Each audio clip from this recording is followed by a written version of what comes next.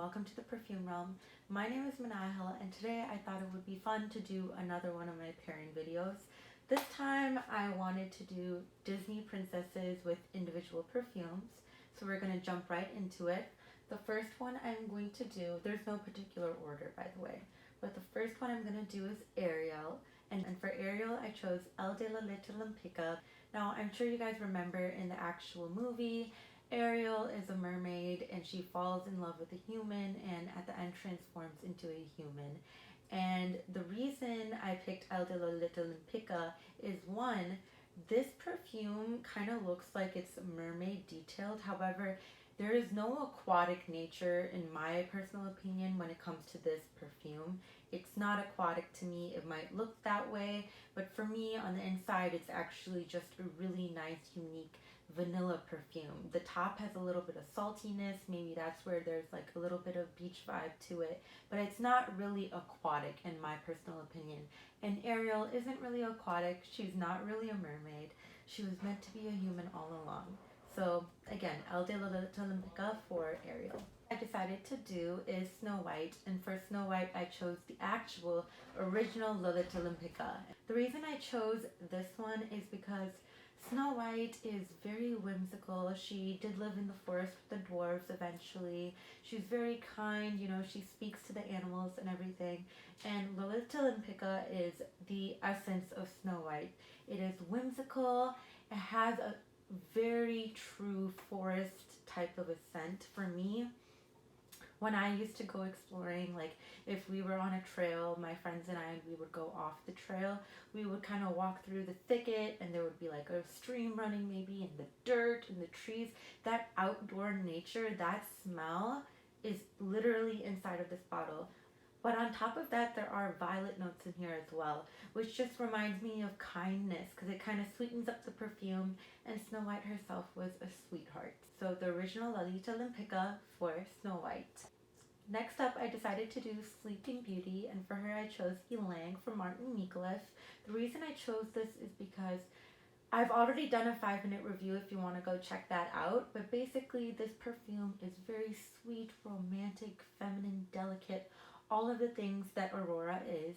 Gentle, demure, a hopeless romantic, just soft and elegant, and everything about this perfume just screams Aurora to me. She's also Sleeping Beauty, and there's something very calming and smooth and serene about this perfume that kind of reminds me of her. So, Aurora as Ylang. Next up we have Milan, and for Milan I chose Gucci Intense Oud. The reason I chose this is because one, this is a unisex fragrance, and Milan dressed up as a man so that she could be part of the army and help protect everyone that she loved and her nation. And so this perfume kind of symbolizes that, because start off very sweet, a sweet oud to fit in the mold that everyone wants her to be in, but she just can't. And so that sweetness in the beginning, the sweet oud, would be kind of that aspect of her when she's trying to be the full polite bride that everyone wants her to be.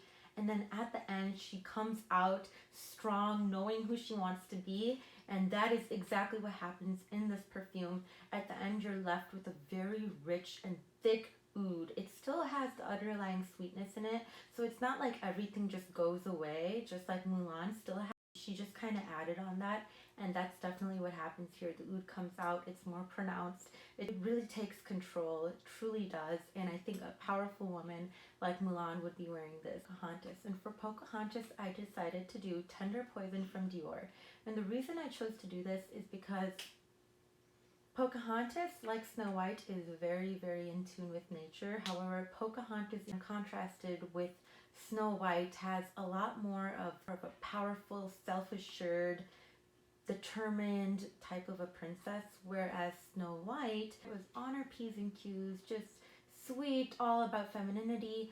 Pocahontas wanted to challenge all of that, not only as a Disney princess, but the actual historical Pocahontas. She is a powerful figure and kind of an inspiration to many, many people. And so that is why I chose Tender Poison. It is definitely still a natural green type of a fragrance. However, it is composed in a lot more of a solid take setter stage, knowing who I am. This perfume knows its character from the beginning to the end and is definitely not overly shy or any of that. So definitely tender poison for Pocahontas. And for Belle, the French princess, I decided to do Chanel number 5. The reason I chose Chanel number 5 for her is because she's a bookworm, educated, not like all the other girls who are kind of, ditzy in the town. She's not looking for a man like all the girls are. So Chanel number 5 for Belle. Alright, next up is my personal favorite princess in the entire world, and that is Cinderella. For Cinderella, I decided to do Shalimar Souffle Intense because Cinderella is a very dreamy girl, and this perfume is sweet, and Cinderella is extremely kind. She never loses her kindness, even in the face of a lot of adversity, and I really don't think that anyone would find this as a harsh or unkind perfume per se. I think that a lot of people can appreciate it. It's a cool vanilla, and that's really what Cinderella is to me too, like a refreshing vanilla, not just a typical vanilla that you come across all the time. This dreamy, sweet, fluffy, and light, and there's a little bit of that magic in here, a little bit of the magic. I can see this when the fairy godmother transforms her with magic into her new dress and everything. I can smell this. I know that this is surrounding her in that scene. So Shalimar Souffle Intense for Cinderella.